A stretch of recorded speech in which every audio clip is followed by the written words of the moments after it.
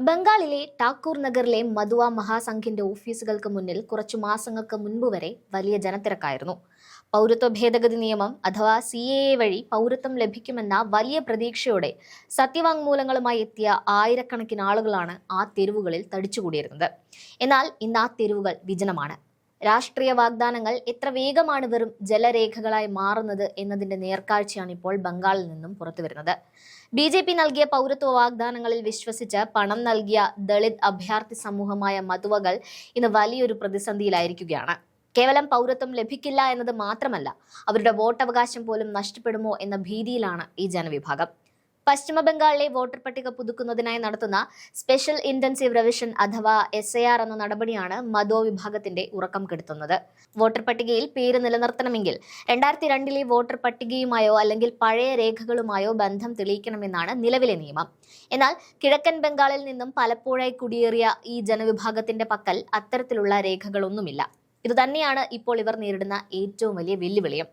തങ്ങളുടെ പക്കൽ മതിയായ രേഖകളില്ലെന്ന് ഇവർ തുറന്ന് സമ്മതിക്കുമ്പോൾ അതൊരു രാഷ്ട്രീയ ആയുധമാക്കി മാറ്റിയിരിക്കുകയാണ് അധികൃതർ.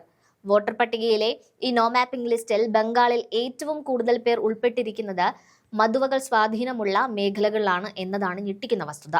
കേന്ദ്രമന്ത്രി ശാന്തനു ഠാക്കൂറും BJP നേതാക്കളും ചേർന്ന് മധുവകൾക്കിടയിൽ വലിയ ക്യാമ്പുകൾ നടത്തി പൗരത്വം വാഗ്ദാനം ചെയ്തിരുന്നു.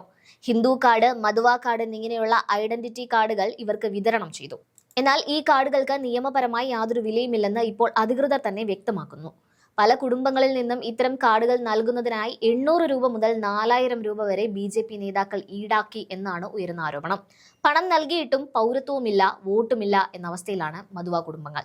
പൗരത്വം നൽകുമെന്ന് പ്രത്യാശ നൽകിയ BJP ഓഫീസുകൾ ഇപ്പോൾ പൂട്ടിയ നിലയിലാണ്. നേതാക്കൾ ഫോൺ പോലും എടുക്കുന്നില്ലെന്ന് തട്ടിപ്പിനിരയായവർ സങ്കടത്തോടെ പറയുന്നു. ബംഗാളിലെ ശരാശരി നോ മാപ്പിംഗ് നിരക്ക് 4% മധോ വിഭാഗങ്ങൾ കൂടുതലായി താമസിക്കുന്ന മണ്ഡലങ്ങളിൽ ഇത് 9% മുകളിലാണ്. അതായത് സാധാരണ വോട്ടർമാരെക്കാൾ കൂടുതൽ മധുവകൾ ഇന്ന് വോട്ടർ പട്ടികയിൽ നിന്നും പുറത്താക്കപ്പെടാൻ സാധ്യതയുണ്ട്. ഇതിൽ ഏറ്റവും വിരോധാഭാസം എന്താണെന്ന് വെച്ചാൽ, ഹിന്ദു അഭയാർത്ഥികളെ സംരക്ഷിക്കുമെന്ന് BJP പ്രസംഗിക്കുന്ന ഇടങ്ങളിലാണ് ഈ വലിയ വെട്ടിമാറ്റലുകൾ നടക്കുന്നത്. തങ്ങൾ ഹിന്ദുക്കളാണെന്ന് തെളിയിക്കാനായി BJP നൽകിയ കാർഡുകൾ കയ്യിൽ ഉണ്ടായിട്ടും അത് വോട്ടർ പട്ടികയിൽ പേര് ചേർക്കാൻ സഹായിക്കുന്നില്ല. സ്വന്തം വീട്ടിൽ തന്നെ തങ്ങൾ കുറ്റവാളികളെ പോലെയാണ് കഴിയുന്നതെന്നാണ് പ്രദേശവാസിയായ ജർണ ബിശ്വാസിനെ പോലെയുള്ളവർ പരാതിപ്പെടുന്നത്. ഈ വിഷയത്തിൽ തൃണമൂൽ കോൺഗ്രസും BJPയും തമ്മിലുള്ള രാഷ്ട്രീയ പോര് മുറുകുകയാണ്. BJP മധുവകളെ വഞ്ചിച്ചുവെന്നും അവരുടെ പണം കൊള്ളയടിച്ചുവെന്നും തൃണമൂൽ MP മമതാ ബാല ഠാക്കൂർ ആരോപിക്കുന്നു. എന്നാൽ പ്രധാനമന്ത്രി നരേന്ദ്രമോദി മധുവകളുടെ ആത്മീയ പൈതൃകത്തെ പുകഴ്ത്തി സംസാരിക്കുമ്പോഴും അവരുടെ വോട്ടവകാശം നഷ്ടപ്പെടുന്നതിനെ കുറിച്ച് മൗനം പാലിക്കുന്നത് വലിയ വിമർശനങ്ങൾക്ക് ഇടയാക്കിയിട്ടുണ്ട്.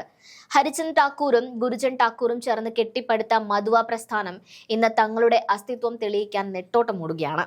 പൗരത്വവും മാന്യമായ ജീവിതവും സ്വപ്നം കണ്ട അഭയാർത്ഥി ജനത ഇപ്പോൾ വോട്ടവകാശം പോലും ഇല്ലാത്ത ഒരു ജനതയായി മാറുമോ എന്ന ആശങ്ക പശ്ചിമ ബംഗാളിലെ മധുവ ബെൽറ്റിൽ പടരുകയാണ്. പൗരത്വ നിയമത്തിന്റെ പേരിലുള്ള രാഷ്ട്രീയ വാഗ്ദാനങ്ങൾ വെറും വോട്ട് ബാങ്ക് തന്ത്രങ്ങൾ മാത്രമായിരുന്നുവോ എന്ന ചോദ്യമാണ് ഇന്ന് ഈ സമൂഹം ഉയർത്തുന്നത്.